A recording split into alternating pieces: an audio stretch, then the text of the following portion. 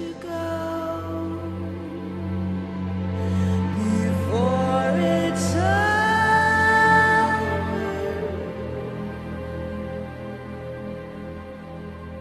How can we stand and watch again?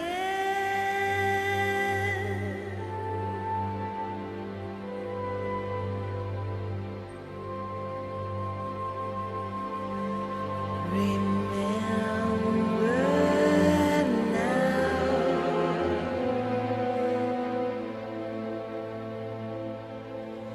we've seen it all before. The sound of haze, the monstrous face of war.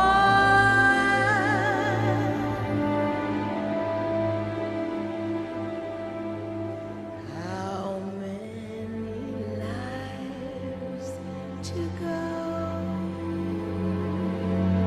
before it's over?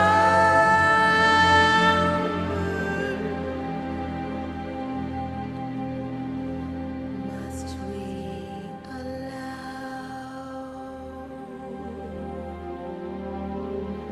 one sorrow more?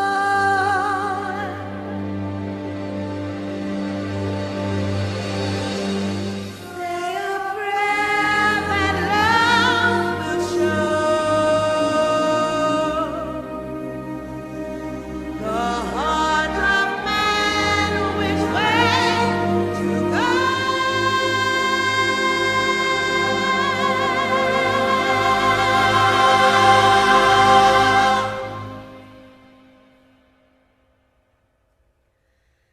No heart, no hope.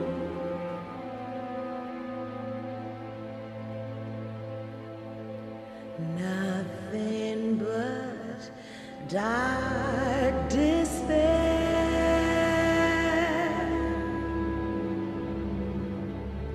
and empty words are not enough to wear.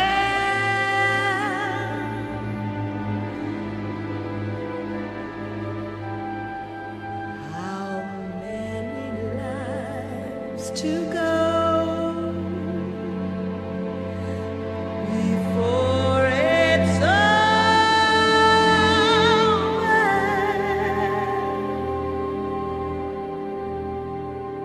What will it take to lift the veil and have to face the shame we all must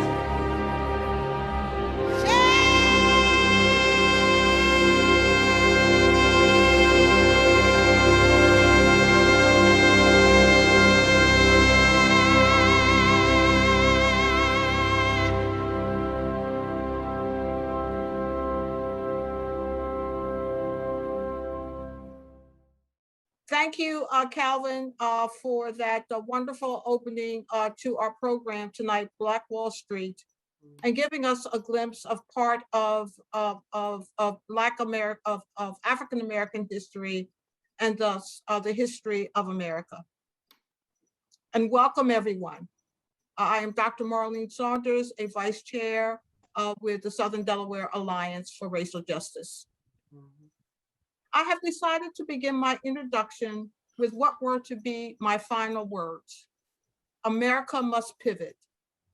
That is, rather than using race to stereotype and discriminate, those in power must use race as a basis for racial solidarity. America, including some of Delaware's legislators, must pivot because a country that does not live up to what it says it is with respect to African Americans cannot stand.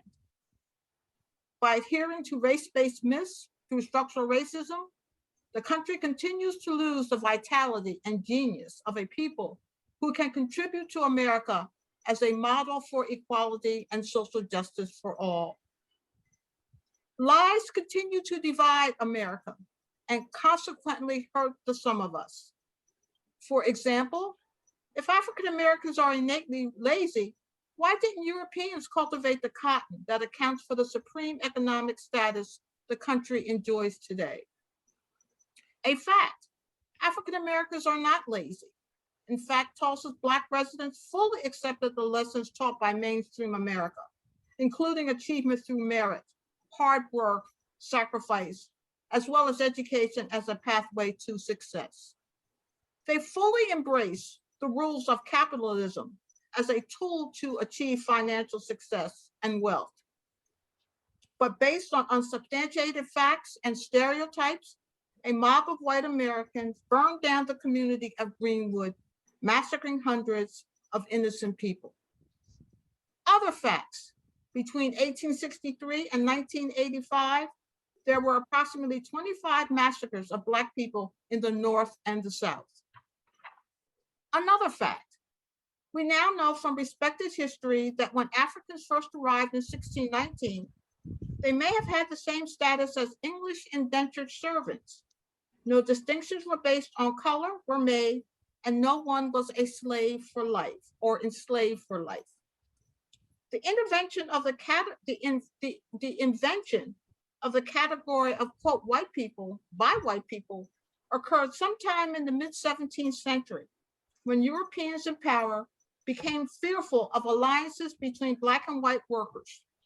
Subsequently, laws changed so that those who were first referenced as British and other Christians by mid-century were designated as English and freeborn, and by the late 1600s became white. In terms of money, the fact is that in 2020, nearly 50 million Black people in the US spent more than $1 trillion. But should the group be concerned that if they decide to target their spending in specific ways over a sustained period of time, the communities in which they live will be burned down to the ground and innocent people will be murdered, followed by permanent disinvestment? The Enough is Enough movement that followed the murders of African American men and women by law enforcement and is being supported by young, old, and rich folks who are African American, Native American, Latinx, Asian American, white, etc., and are saying America must pivot and make laws, policies, and programs that truly regard every American citizen as a human being equal in all respects. But to pivot means looking at the facts. As James Baldwin said, quote, not everything that is faced can be changed, but nothing can be changed until it is faced, unquote. Looking at the facts and responding accordingly will set us all free. To paraphrase, we must understand what the history of Tulsa tells us. Now I have the pleasure of introducing my friend, Syl Woolford. Mr. Woolford, a native Delawarean with a BS in business education and accounting and an MBA in marketing, is involved with 11 different historical and genealogical societies. Mr. Woolford has received several awards and tributes from state and national organizations. A very active lecturer in the region, Mr. Woolford offers an impressive catalog of 48 different topics. As will be the case tonight, Syl will present facts that compel ongoing, deep, and honest and genuine discussions about America's relationship with African Americans. For example, are the violent aggressions against this group, such as the massacre in Tulsa, examples of rare aberrant behavior? Or do they represent an impenetrable hatred toward African Americans that was visible in 1921 rather, and is apparent today? To everyone, Mr. Syl Woolford. Thank you, Dr. Saunders, for the incredible introduction of not only of me, but of this presentation. Let me share my screen. I'm I'll start off by saying, can everyone see my screen? Black Wall Street. Yes. Uh, Good evening, and thanks to the Southern Delaware Alliance for Racial Justice for bringing together incredible audience of 58 people. Um, we are again, and we frequently skip to the term celebrate, but this is not really a celebration. It's more of an education, because Black Wall Street and the issue of Wall Street, Black Wall Street, was uh, put in the closet or put on the back burner, and even when President was president, he didn't, celebrate, or he didn't acknowledge the tragedy, the massacre that took place in Oklahoma. But now for some reason, this has become an issue. We've all watched CNN. We've all watched MSNBC, and this event in Oklahoma, in Tulsa, Oklahoma, has become something that basically all of us are talking about, and all of us are revisiting in terms of what Dr. Saunders said. What went wrong? Is this racism? Is this hatred?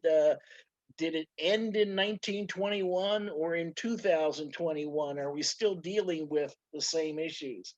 So my presentation tonight will again give you the background that was needed, that happened 1921, and maybe in a later discussion we can discuss whether this is behind us, or this is still going on, or some of these issues we're still going to have to address in the future.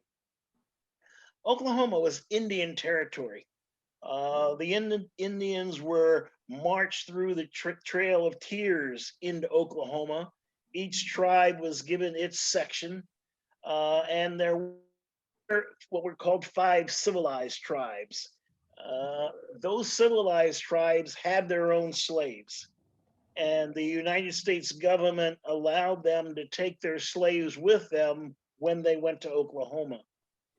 When the Civil War ended, it was demanded that they free their slaves, and it was also demanded that they give their slaves land.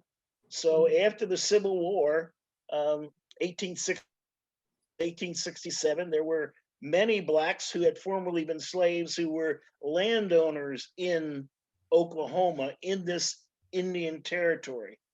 Oklahoma was also a magnet for freedom. Again, there were folks who were basically escaping from Mississippi and Alabama and Georgia, who thought they could have a better life in Oklahoma. So this is an article from 1888, which says, colored people in Oklahoma lands. We print in another column a letter from a subscriber in the Indian Territory, which will convey a good deal of news to the colored people of the country.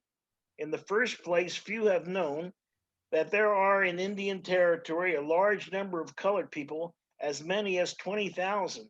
And in the second place, it is not generally known, as our correspondence airs, that the celebration of land known as Oklahoma, according to the Treaty of 1866, belongs to some 20,000 colored citizens of Indian Territory. We have to admit that we are not familiar with the provisions of the treaty, but if they are to be such as our correspondent represents, if the Springer Bill pending before Congress invalidates these provisions, it should not be a difficult matter to secure those colored people their rights and to make the of the Springer Bill an impossibility. So they were, again, as soon as the black folks got land, they were trying to take it away from them, but black folks were able to keep their land. In addition to the land that the blacks inherited from the Indians who formerly owned them, there was a land rush in Oklahoma, and land was given away for anyone who wanted to go to Oklahoma and engage in the land rush. So African Americans, again, were part of this westward expansion, and this expansion into Oklahoma. There were several African Americans, again, who were encouraging Blacks to move to Oklahoma. D.B. Garrett of the colored colony of Oklahoma has arrived in this city today and states that there are now fully 4,000 colored people in Oklahoma and that the colonization work will be pushed in all cities of the West. So he again was encouraging Blacks to come to Oklahoma, to get free land, to become farmers, to become businessmen. So there again was a tremendous push for this incredible opportunity in Indian territory. That changed in 1897. In 1897, the first oil well was dug in Oklahoma. Uh, this was again a gold rush. This was a oil rush. This was Oklahoma, Tulsa, Oklahoma became the oil capital of the world. And I said the world, not just the United States. And so folks were just punching holes in the ground and oil was popping up out of the ground. This is a picture of folks coming into Oklahoma. There was a 2-day traffic backup, and I did not say 2-hour backup. This was a 2-day backup where folks were coming in, finding a place to stay, getting a job in the oil fields, and starting to work and making money. It was a boom town. So folks were running in and making money, and the money was flowing into Tulsa, Oklahoma. It again began to grow with hotels and businesses and all kinds of industry and opportunity were occurring in Tulsa, Oklahoma. This is a picture of the folks drilling oil. The drilling of oil and these jobs in the oil field were restricted to whites only. So the whites were coming to drill the oil, and they were making money, and there was no limitation of the manpower that they needed. All they had to do was show up, and many of these were immigrant populations. So folks were coming in from Ireland and from Poland and from European countries straight to these oil fields and getting jobs. It was truly a boom town and truly part of what we call the American dream of this particular time. We're dealing again in a religious era. So when folks made money, some of that money had to go to the church. We talk about giving a tithe or giving a tenth. And again, this was a family oriented 1921 culture. And much of the money flowed into the church. And the churches of Tulsa, Oklahoma became as big and as prominent as the churches in New York City. And you say, well, you mean New York City? How did they become that big? Well, money was pouring in to Tulsa, Oklahoma.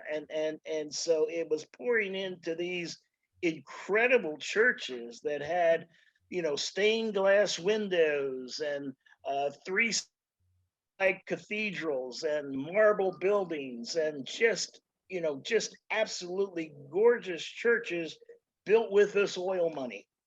And again, folks were surrounding themselves in these churches to build the communities. This is again a boom town that's going on, but the church is becoming the center of these communities, as it does in most communities.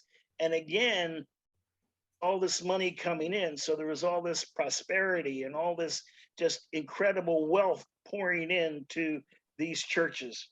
Some of the churches just had incredible footprints that were an entire block long, where again they had churches and schools and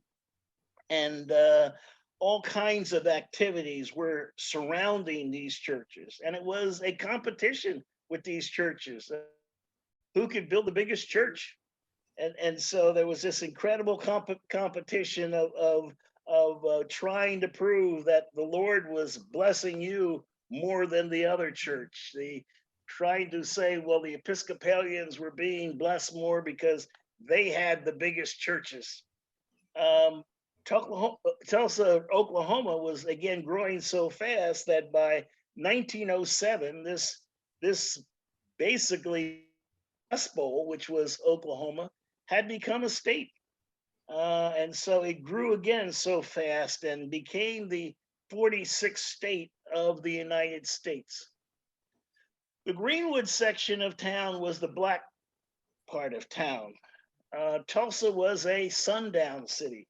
Sundown city is the blacks had to be out of the white community by sundown, and was enforced by the white community.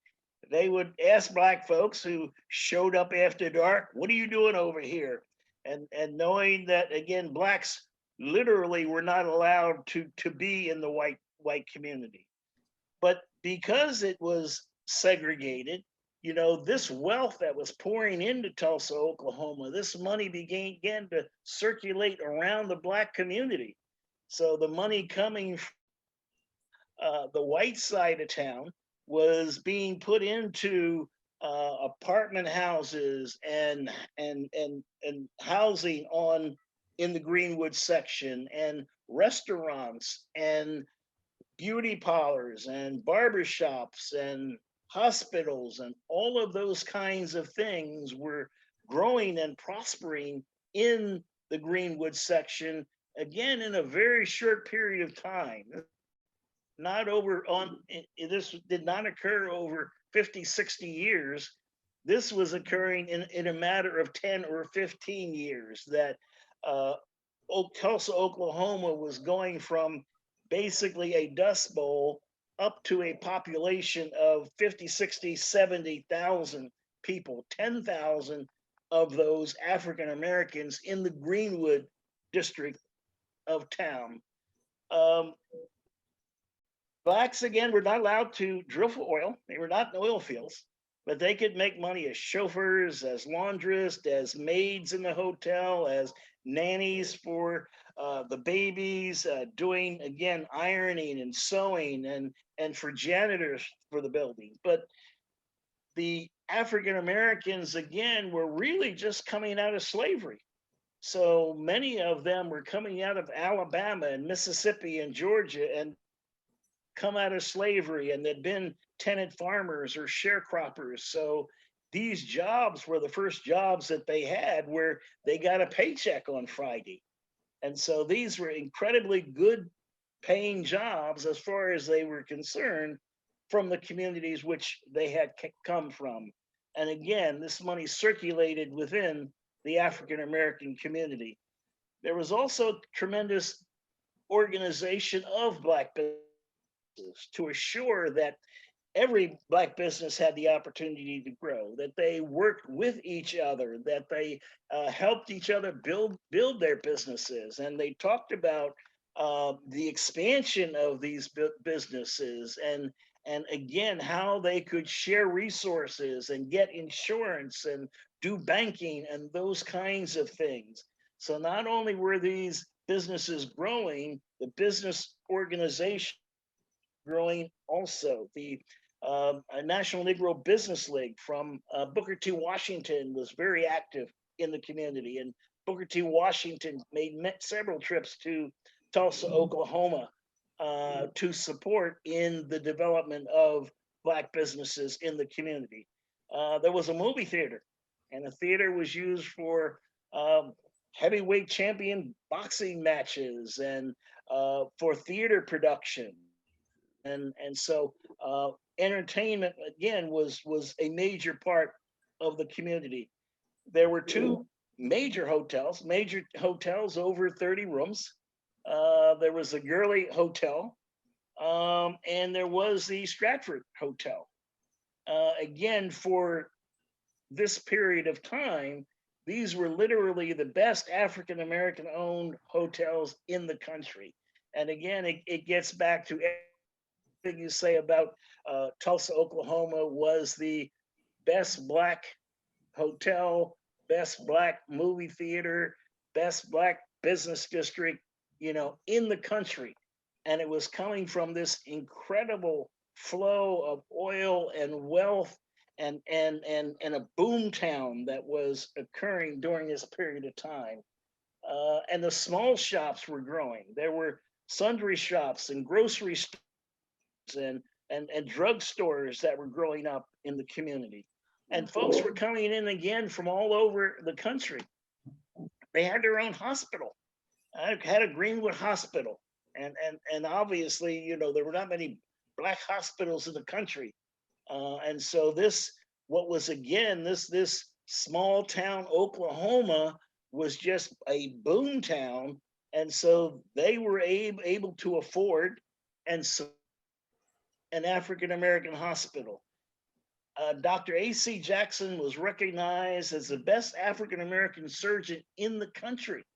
And he moved to Tulsa, Oklahoma to be a part of the hospital and to serve this booming community.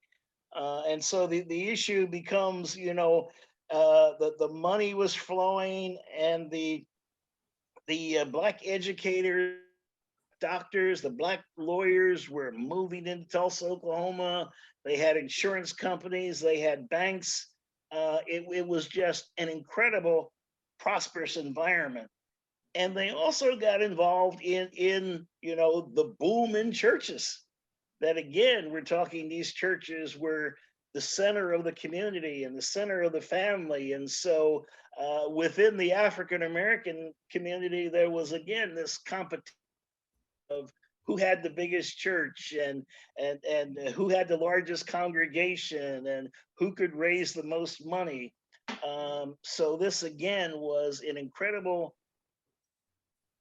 competition that was going on, and again it just snowballed. It wasn't really a competition that existed, but the money was coming in so fast that the booming was going on in hotels and restaurants and hospitals, and the churches again became part of this boom.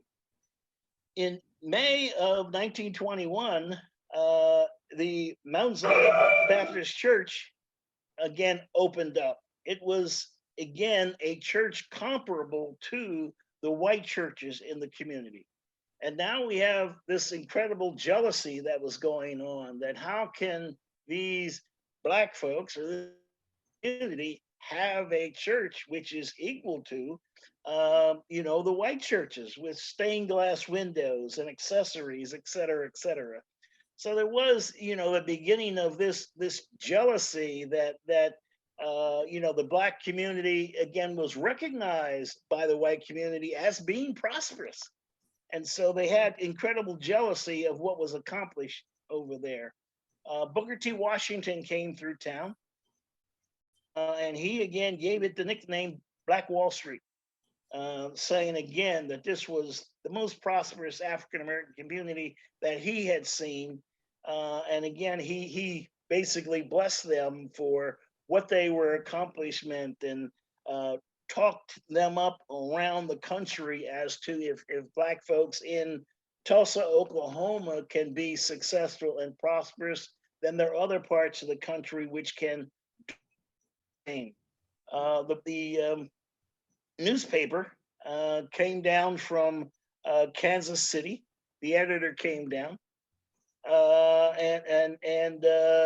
and viewed Tulsa, Oklahoma. He came down from Topeka, Kansas, and again toured Tulsa, Oklahoma, and called it again this incredible, prosperous community, and said again this was a model for other African American communities around the country. There was a school completed in 1920, and it was named after Booker T. Washington, Booker T. Washington High School. And so this again was an incredible accomplishment to have this very large, very well ornamented school named after Booker T. Washington in this Tulsa, Oklahoma community. The question becomes what happens, and what actually happened gets fuzzy. But I'll try to give you the kind of non-fuzzy story. There was a young man in his teens by the name of John Rowland who was doing odd jobs in order to make money. He was living with his uncle. His parents, again, couldn't manage him, so his uncle said, I'll try to help him out. He hadn't gotten into trouble, but he really hadn't found his niche in life, and so was doing odd jobs and was shining shoes in downtown Tulsa. There was no bathroom for him to go to, so he went to the uh, Drexler building because on the fourth floor had a colored only restroom. The elevator operator was a young lady by the name of Sarah Page. And somehow on that elevator, as he's working his way to the fourth floor, he pushed her or grabbed her or stepped on her foot. And this started the spark for an incident where she slapped him, started screaming, and other folks again came over to see what was going on. John Rowland ran away. And so she began to tell the story of why she was screaming and what had happened. And somehow this screaming and what had happened turned into an assault or a rape on the elevator in midday. John Rowland was found. He was arrested and he was put in jail. And again, the newspaper had said that, a white woman was assaulted by a black man. And so the crowd began to build. And so some black men went to the jail to make sure that Rollin wasn't going to be lynched because there were rumors of him being lynched. Some shooting took place. Some folks got killed. Blacks retreated to the Greenwood section of town.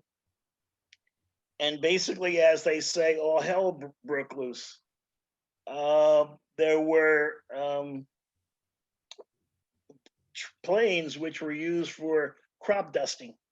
And those planes were used to drop turpentine bombs on the houses. So this was just an incredible escalation, 0 to nothing of this escalation of this incident on the elevator. A mob went into Greenwood and started burning everything down, house by house, dragging black folks out of the houses, shooting black folks, looting houses and setting houses on fire systematically.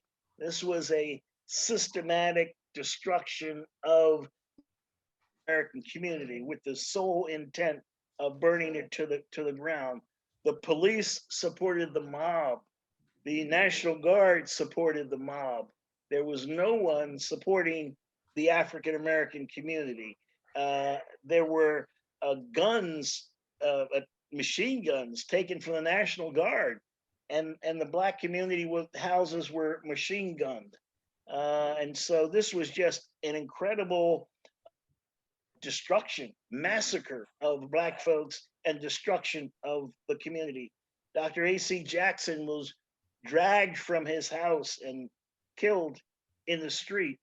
The Dreamland Theater was burnt to the ground. The church, again, which had only been open for a short period of time, was burnt to the ground. The churches were not spared. So this was the destruction of the hospitals and the hotels and the churches, and no one was spared, and no building was spared. And it was total destruction in the streets, bodies laying in the streets, and smoking buildings everywhere. Most of my research is both based upon African American newspapers of eyewitness accounts of what was going on. We frequently say this story was buried for 100 years, but there was a strong Black press during this period of time in 1921. The Washington Bee was the newspaper of Washington, D.C. And so the reporters from the Washington Bee went to Greenwood, went to Tulsa, Oklahoma, to tell the story of the Greenwood riot. The way they talked about it during the time that it happened as an eyewitness to history. Rowland, about whom the crime of the riot of Tulsa centered, is not a native of Tulsa, but came to this city from Arkansas. He has stayed with his grandfather, who runs a rooming house, and although he is not born a bad reputation himself, is known that he is associated with a rough gang. For some time, it's reported he has neither worked nor gone to school. No one knows what is his purpose, as the Drexel Hotel at the time of the alleged assault. He entered the elevator, according to his story told at the trial. The car made a swift motion upward when the power was turned on, and he lost his balance and one of his feet striking the girl, or rather the woman, Mrs. Sarah Page. She slew a 17-year-old boy, and he resented it. And the altercation attracted a crowd, and the boy fled. So this is the Washington Bee, the Black newspaper, the Black press, telling this story of this incident which occurred on this elevator. Other Black newspapers came in and told the story, and other white news came in. This is a report from the Philadelphia Inquirer, which talks about more than 100 slain in Oklahoma City. And it talks about, again, an eyewitness account, and this is taking place again right after the riots occurred. And some of these numbers again vary, as you would expect. It talks about 10 blocks of Tulsa homes prey to fire, 25 white men dead. So weren't concerned about Black folks being dead, but on the front page of the paper, it said that 25 white men had been killed. It says the riot started by attempts of Negroes to rescue a colored man accused of attacking a white orphan girl. So now we have this orphan girl who needs to be protected. It raged here at intervals from last night until late tonight, and have resulted in the death of more than 100 persons. This again is building on this story of this Oklahoma riot. This is the Negro Star, which talks about a raped white girl, a myth, and says that it never existed. Rowland was eventually released, and charges were dropped against him. So the actual incident which started this event never occurred, and he never went on trial, and he never was convicted of anything. And again, this is the African American press saying Dick Rowland released at Tulsa. So he was released without being charged with anything. This again is the Negro Star, and it talks about, again, the killing that took place. And it went into detail of who had been killed and of the prominent African Americans who had been killed. Prominent Negroes killed. It has but a short step from the business section of the better residential section in the locality. Here, 3 prominent colored men met death defending their homes from the torch-bearing mob. Dr. A.C. Jackson, the leading colored physician of the city, was killed. On his doorstep, his well-appointed house, torched by this mob, destroyed and then set fire to. The same fate knelt Wesley Williams, the wealthiest Negro in Tulsa and the owner of the Dreamland Theater, also destroyed by fire. Williams was reputed to be worth more than $200,000. Dr. John Wayne died fighting, protecting his home, and which was destroyed by fire. So he have these prominent black men who are, you know, defending with their life, you know, their homes, and again dying in the fight. Uh, the former president, William Henry Taft, uh, you know, Woodrow Wilson was you know, just um, out of office. This is the transition that was taking place, and Taft said it was the white folks that had created this problem in Tulsa and had destroyed the black community. The riot was planned, and again, it was this incredible racial environment or racially intense environment, which only needed a minor spark in order to get it going. And we're talking about literally $2 million worth of property going up in smoke in just a. This again is the Savannah, Georgia paper, the Savannah Tribune, and it says the Tulsa riot was fully planned.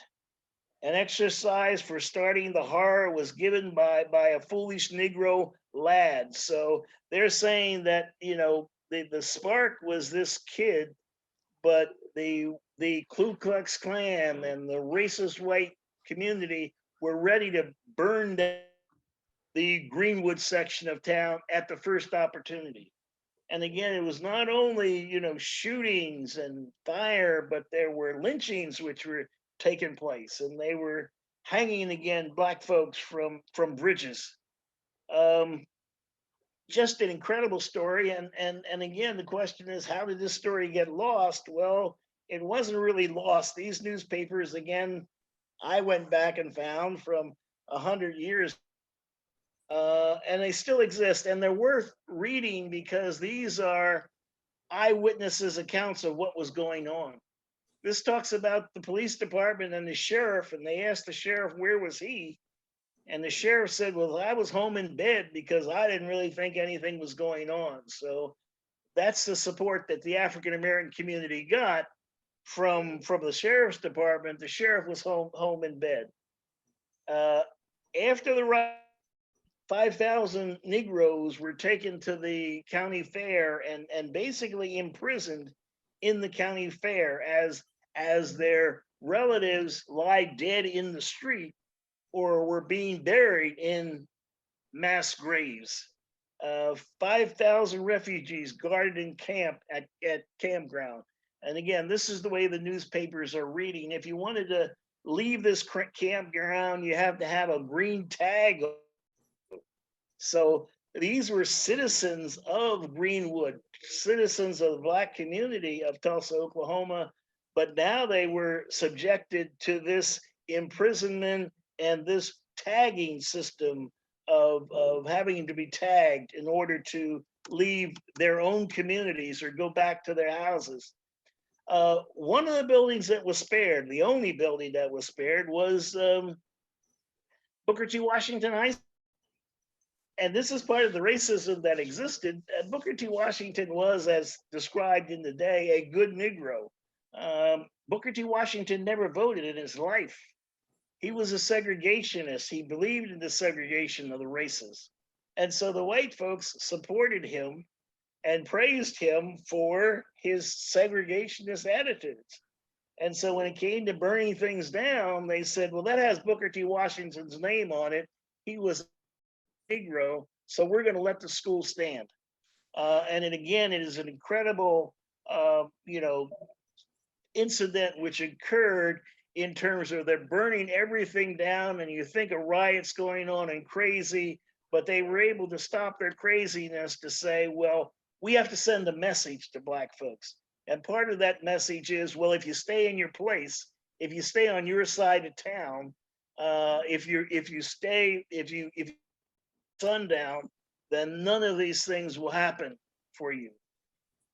This is an article which goes into, again, the businesses that were burned to the ground. It goes in detail and talks about the funeral parlors that were burned and the drugstores that were burned and the photo shops that were burned. And again, this is an incredibly large community an incredibly incredible number of Black businesses, from, again, photo shops to billiard parlors to hotels to all kinds of business, prominent African American businesses are existing here. And there's, again, this circulation of money within the community. There's an Elks Club there, and there's a tailor shop, and there's a hat shop, and all this article again lists these businesses and talks about the values of the businesses, and who was killed and who survived. And it is, again, heart-wrenching to hear this kind of story, and hear that this incredibly prosperous community of African Americans in 1921 was destroyed in this manner. I, as most of you, have been listening to the depictions of Tulsa, which have been going on CNN and on MSNBC and on other stations. And I wondered to myself, or I've said to myself, what are they missing from telling this story? And what they were missing from telling the story is the position of the church. And this is an article in the local newspaper, in the Tulsa Daily World, which was printed the Sunday, or the article was written the Sunday after the riot took place. And the title of the article is the title of a sermon given from the pulpit. And that sermon was this race riot and the teachings of Jesus.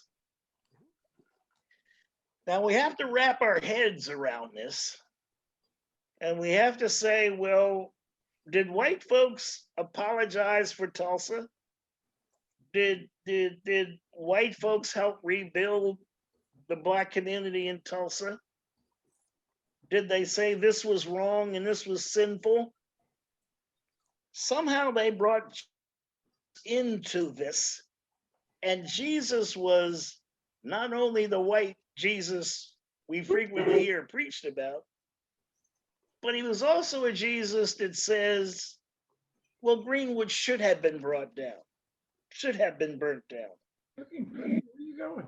And you want to hear what their logic is Find the one that didn't need to be ironed real quick. and what they were thinking. Oh, wow. You're running to the store. There's something to eat. Those Tarantino. Luzon Oh, No. was pastor of the Methodist Episcopal Church in the South. I'm going to- And this is the sermon that he gave. And he starts off by saying, John 8, chapter 12, I am the light of the world. He that followeth me shall not walk in darkness, but shall have the light life. Tulsa's race riot and the teachings of Jesus. This is a startling association. And again, this is the preacher preaching from the pulpit. This is a startling association of phrases. And yet, if we are Christians, we must dare to put these phrases down side by side and look at the riot which has disgraced our city in the light of the teaching of him who is the master of our thinking and the Lord of our lives. If the Christian preacher has any message at all, he must not hesitate now to speak out in his deepest convictions, touching the application of the ethics of Jesus to such conditions as these in the midst of which we find ourselves. For the teachings of Jesus are of supreme authority. Never man spoke like this man concerning God and man's duty to man. Jesus speaks the final word. He is the supreme judge of men. He is the moral ideal incarnate. Before his bar, we must all stand, not in the last great day only, but now and always. This very day we stand before the judgment bar of Christ, standing then before the bar of Christ, that have we to say about the things which have happened here in Tulsa and which have been written about in every newspaper in the civilized world. It should be known that the relationship between the white people and the colored people in Tulsa have not been different from what one would find in other towns and cities where there are large numbers of colored people. The majority of the colored people in Tulsa are just like colored people elsewhere, neither better nor worse. The majority of the white people living here are just as fine people as can be found anywhere in America. Tulsa is a typical American city. There are very few foreigners here. One seldom, if ever, hears any language other than English spoken here. Tulsa is neither a northern city nor a southern city. Enterprising men are here from Pennsylvania and Ohio and Kansas City, as well as from Missouri and Texas and the Old South. This is not a city where one would expect to find prejudice against the colored men as such. And there has been a little race prejudice here, as one will find almost anywhere in America. Just this it is that makes the situation all the more serious. For if this thing in Tulsa, it may happen anywhere else. There are many colored agitators at work. One must read the colored magazines and newspapers to see what colored people think and what they propose. Some of these periodicals burn with hate against the white man. There are Negro leaders who hold steadfastly to the principle of Jesus and are laying a foundation upon which our colored people may for all time. Men like Booker T. Washington and his worthy successor, Robert R. Morton. There are others who have no constructive program. One such was in Tulsa just the other day. I referred to Dr. Du Bois of New York, editor of The Crisis, one of the most brilliant writers in America, but an agitator. Those writings cannot possibly make any contribution to more friendly and Christian relationships between colored people and white people. And now I wish to make certain constructive suggestions, all in the light of the teachings of Jesus, praying for forgive me where they fall in truth, and in thy wisdom make me wise. We must give our colored friends to understand that there will never be anything like social equality in America. And at the same time, we must see to it there is nothing resembling race hatred or race contempt in our hearts. Many colored leaders tell us honestly that they care nothing for social equality, but that all they ask is that they may have man's chance and a woman's chance in the world. On the other hand, many colored leaders are agitating for this one thing. One needs only to read the colored newspapers and magazines to find this out. This lies of the bitterest race hated on their part. Well, we say to them, it will never be. As I once heard the brilliant writer Bishop E. Hoss say, God Almighty has drawn the colored line in indelible ink, and the more that line is respected, the better it will be for those whites and blacks.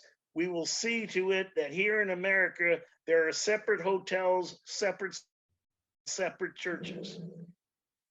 It is tough to wrap your head around the racism that existed in 1921 and the support of that racism in what is called the Christian church. But here is a guy from the pulpit not apologizing for burning down Greenwood or burning down what they called Little Africa or killing upwards of 300 Americans, but he is blaming it on African Americans trying to be equal to white people. And he is saying this from the pulpit. And again, in terms of understanding Tulsa, we have to understand this environment. And in terms of saying, well, does any of this have anything to do with what's going on now in 2021. Many of us are still conflicted over Donald Trump. Many of us are still conflicted over the 74 million people who voted for Donald Trump and saying what's going on in their heads. And so we have to go back and revisit this, not just revisit the destruction, but revisit the environment in which it took place, the hate which existed, okay, in order to burn down 1,500 homes, 3,000 people. The hate which has to exist now, where 74 million folks can say what Donald Trump did as 4 years of president was worth voting for him again. And so this is where we are. I think I've taken up my allotment of time, but again, this is something that we should discuss, learn from, and hopefully we can resolve some of the issues that we didn't resolve 100 years ago. Let me thank you again for your time.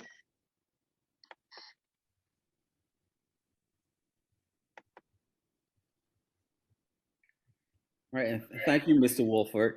I consider myself sort of a history buff, but I always learn something from your presentations. So very thorough, and it's something that we just don't hear about, and we're not taught about this in school. So thank you. We have a few questions, and I will get to those.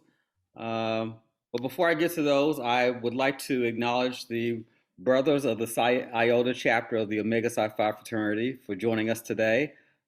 Thank you so much. We really appreciate it. All right. So first question, and I think I know the answer to this, but was any compensation paid to Native Americans whose land was given away? Are we talking about the Civil War where the Native Americans were allowed to were required to free their slaves, or the Native Americans were landowners, and some of them again prospered from the oil wells that were drilled. So they did make money on the oil fields. There's stories about in the period of time buying cars, and when the cars ran out of gas, they left the cars on the side of the road and went out and bought another car. That's how much money was flowing into these communities. I don't think that they were compensated for the slaves that they freed. They were not allowed to drill for oil. So they were not allowed to drill for oil or own oil wells or those kinds of things. They had to lease their land to folks in order to participate in the oil boom. All right. Now here's another question. Was white money invested in Greenwood? That's part of the story. White folks lost a lot of money when Greenwood burned too, because they were holding the mortgages. As most of us today, we have a mortgage on our houses, and we have insurance policies on our houses. Well, the folks in the white community were holding some mortgages, and when the insurance companies didn't pay off for the burning of the houses, they too lost money. So basically, when Greenwood burned down, everybody walked away. The banks didn't collect any money. The insurance companies didn't pay, and anyone who had invested in Black businesses in the community lost that money too. Okay. So now, if Oklahoma was the most prosperous, where were other communities such as this established? Well, Oklahoma was a boom town, and so it was the oil that was driving it. There were other communities, such again as New York and Philadelphia, et cetera. They were growing over periods of 50, 75, 100 years. They were growing in a much slower pace. But Tulsa was just this incredible boom town where everybody was making money. All right. And I have a question because we're always talking about reparations. I, Do you think that it's realistic and that the descendants of Greenwood get reparations? And if so, I mean, how would that even go? How would we go about doing that? There needs to be some reckoning, but how do we make this right? In terms of Greenwood, it can be determined who owned the property, who owned the hotels, who owned the movie theaters, who owned the hospitals, the doctors, etc. So you can draw the line and find out who should compensated for losses there. But again, there would still be folks who again didn't own property or didn't own hotels or whatever, and so the case of how would they be repaired or what reparations would they get? It is a very complex story, and it is a very complex story 100 years later, because someone would have to again find out who those descendants were, and we could be talking about 6 or 7 or 8 generations from the time that this event took place. Channel 3 did this incredible identification of descendants of some of these folks from Tulsa, Oklahoma, and many of them are doctors and lawyers and very successful people. So everything was not lost in Tulsa, Oklahoma. Some of those folks were able to put their families or keep their families together and continue as family units and become very successful. All right, and just one final question, because we're running out of time. How about the owners of the businesses and the doctor who was murdered? Was there ever anything for their families? No white folks ever went to jail. Okay. And so, and again, the black shoeshine boy again was released. So you're in a situation where 300 folks are dead, 1,500 houses are burned, and no white person or black person ever went to jail. No. And as strange as that may seem, the same thing happened in East St. Louis, Illinois. Many of us are familiar with the East St. Louis riots of 1917. Same situation. They burned 100 folks got killed in East St. Louis, Illinois. There again were 600, 700 houses burned, and 5,000 African Americans were chased across the Mississippi into St. Louis with the clothes on their backs. No, it's an incredible story, and we need to know more about this, and I'm glad that it's finally coming to light. I think we need to move on, and again, thank you for that presentation. Really appreciate it. So now Okay. I think. Thank you for inviting me. Oh, thank you. So now I think we're going to move into our presentation about Juneteenth. My name is Marcia Chatlin. I'm a professor of history and African American studies at Georgetown University. I'm a historian of African American life and culture. Juneteenth is a commemoration holiday of June 19, 1865, when a group of African Americans in Galveston, Texas, received the news that they indeed were free. President Lincoln had signed the Emancipation Proclamation in 1863, but news of the end of slavery in Texas had not traveled to this community until 1865. Since then, Juneteenth has been a day of commemoration of the struggle against slavery and a celebration of freedom.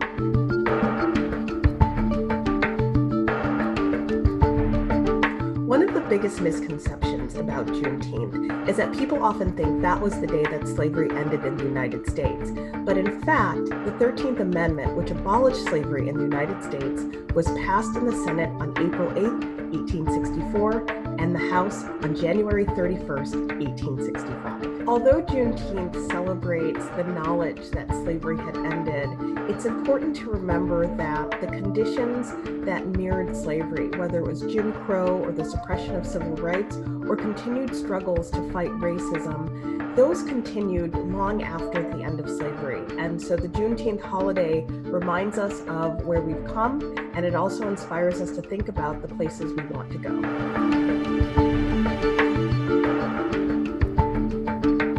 As African Americans left the South to pursue opportunities throughout the 20th century in northern and western cities, the celebration of Juneteenth moved from being a Texas-based celebration to a national one, in which people gathered with families and friends and community to remember the incredible struggle of a people against slavery and to create new traditions that allowed them to reflect about the struggle for civil rights and the ongoing struggle against racism.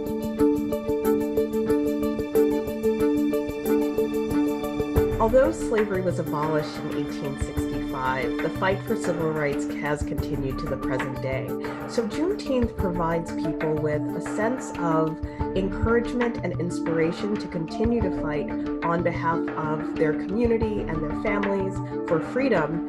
And it also is a holiday that, as it continues to become more and more popular, it allows people to look back at the past and encourages them to learn more about African American history.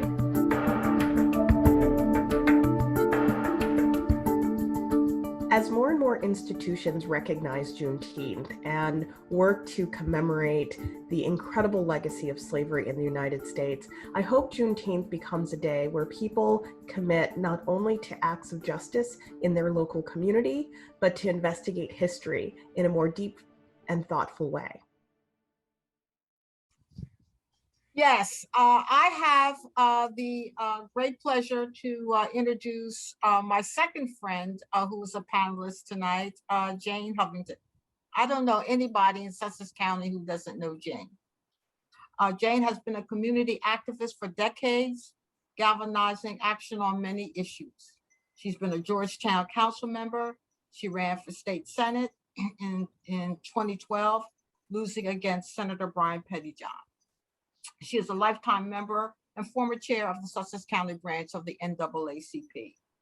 Currently, Jane is serving her second term as chair of the Sussex County Democratic Committee, the first African American in this position. She is also president of the Richard Allen Coalition. This position echoes the value she places on African American history and her belief that the tracks left by our ancestors provide a pathway for achievement, justice, and liberation for Americans of African descent. It makes sense then that Jane will speak to us this evening about Juneteenth, its significance in 1865, when it was first observed, and its meaning today. Thank you, Jane. Thank you very much, Marlene. And I just want to say thank you to SDARJ for the invitation, and most definitely thanking Syl for the information he just presented. I always enjoy his presentations because he enlightens me on so many areas which I wasn't, things that I didn't even know.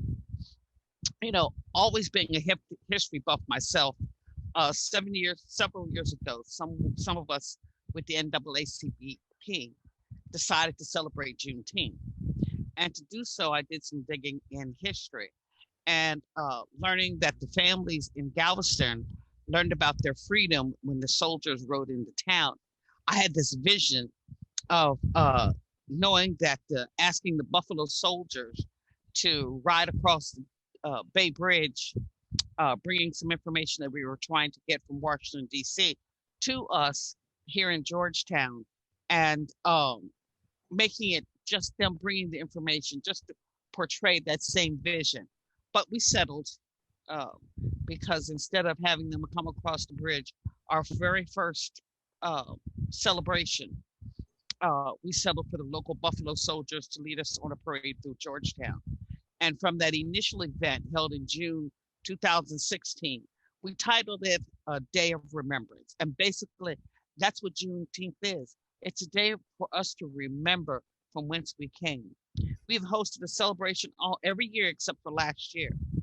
And understand me, the celebration is vitally important because our children, our families, they need to be aware of their history.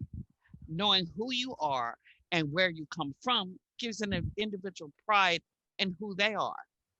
So for this reason, the Delta Sigma Theta Restoration Fellowship, Everlasting Hope Ministry joined us at Richard Allen because of the historic nature of Richard Allen.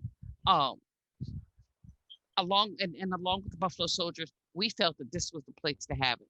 So each year we search out individuals who have historically played a part in Sussex County to share their memories of living in the Georgetown and surrounding areas. And then we have other entertainment there as well. And prior years, we had some students from Richard Allen who would take people on individual tours and telling about the history and about the things that they were able to acquire from the school, the importance of education, how we saw education at that time, how they went to Jason High School, how some of them had to travel to Wilmington to finish their high school. Some went to Howard University. Some even went to Henry High School in Dover. But it provided them, we tried to provide them with the history of exactly what was going on at that time. Last year with the COVID-19, we didn't have the celebration. And one of our students had to withdraw. This year, we're not doing the tours because we really are still being aware of social distancing, and we don't want to jeopardize anyone. But as far as Juneteenth was concerned, as you were just recently told, on the eve of January 1st in 1863, it was called the First Watch Night. And I brought this out because of the fact, to this day, the NAACP in Delaware, we still have that watch night celebration. It goes from church to church, but we celebrate that watch night because when it took place, that's what the slaves and free African American individuals were gathered all across the country, mainly in churches, waiting to hear of the signing of the Emancipation Proclamation. And at the stroke of midnight, prayers were answered, and slave people in the Confederate States were declared free. Union soldiers were running around, most of them were Black, I assure you, going to the cities and letting people know, reading them the Emancipation Proclamation, letting them know that they were free, and the news of the freedom in the Confederate States. But as was also told to you previously, only by the signing of the 13th Amendment did emancipation end slavery. It didn't end with just the proclamation, but it wasn't until that 13th Amendment was signed that people were emancipated from slavery. Even so, not everyone in the Confederate territory was immediately free. And although the Emancipation Proclamation was effective in 1863, it was not implemented. And as a result, in the westernmost Confederate states, Galveston, Texas, slaves were still enslaved. So freedom finally came through, finally, when the Union soldiers arrived in Galveston, Texas, June 19th, 1865. And that's how we came to the date of June 19th. The Army announced the slaves in those states were free by executive decree, and the day became known as Juneteenth by the newly freed slaves. That celebration started there, and it continued on through the years, not to the same degree because it's been, as each one feels that they wish to express it, that's how it's being expressed. But it marks in our country a second Independence Day. Although it has long been celebrated in the African American community, this monumental event remains largely unknown to most Americans. This is why we feel it is disgraceful that the history of what the African Americans and the American Indians and many others made positive contributions to the building of this country. And our children should be educated as to the positive, excuse me. I thought I turned it off. Our kids should be educated as to the knowledge of the things that the people in the community and in their history and their forefathers have accomplished and that these things were not just negative, that the African American people didn't just rob, didn't just kill, and didn't just steal, because if it were not for the inventions that these individuals made, many of the things and the luxuries that you have today would not be available to you. So we're having our celebration June 19th. It starts at 11 o'clock. It's going to be held at the Richard Allen School, 316 South Race Street. And we have all types of events planned. We have our legislators, but we have African Americans from the community coming to share with you. We have poetry, we have song, and we have the Nanaco Indians coming to dance because they were part of this history as well. And we're looking to show you the positive part. There will be vendors throughout the there on the field. So we're asking you, if you're not doing anything that particular day, come and share with us. Enjoy this day, because we want to celebrate the Juneteenth and what our African American ancestors accomplished. And we thank you.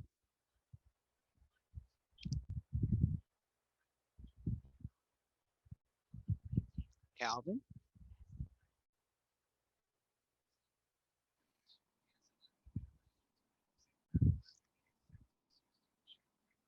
Something, You're muted. Marlene. You're muted. Marlene, you're muted. Well, Jane, thank you for that very informative, overview of Juneteenth in terms of what it meant back in the mid 1800s and what it means to us now. What I'd like to say to our viewers is that on Juneteenth in Sussex County, there, in addition to the celebration that will be happening at Richard Island, there are other Juneteenth celebrations in Sussex County. And as I look at the schedule of some, they're scheduled such that if you want to go to more than one, you can. There's one at the Seropolis Park, and that's sponsored by the Cornerstone Community Center. And our Congresswoman, Lisa Blunt Rochester, will be there. So I'm looking forward to being with you, Jane, and in Bridgeville as well. Before closing out, I want to alert everyone to an evaluation that you will receive.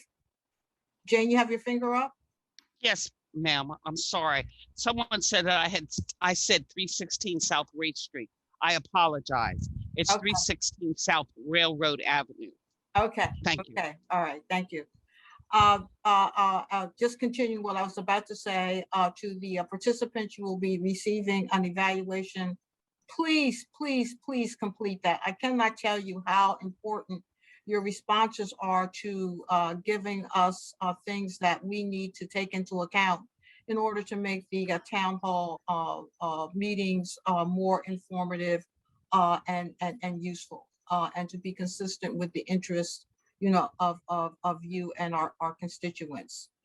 Next, we sincerely ask that you consider joining the Alliance. Our membership fee is small, $25. I hope you know from the town hall meetings, as well as our other activities like the dialogue to action meetings that we have that run 6 times per session. We are in the process of planning another cycle that will be coming up.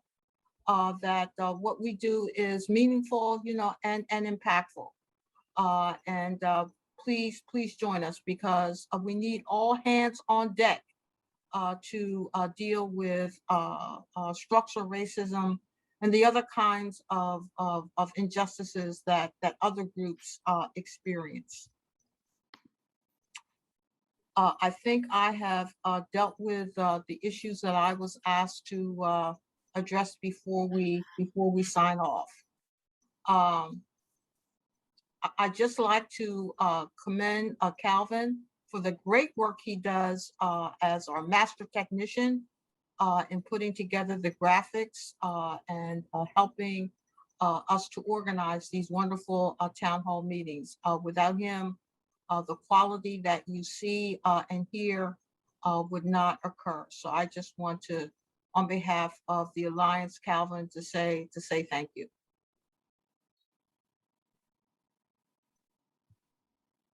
So what's next?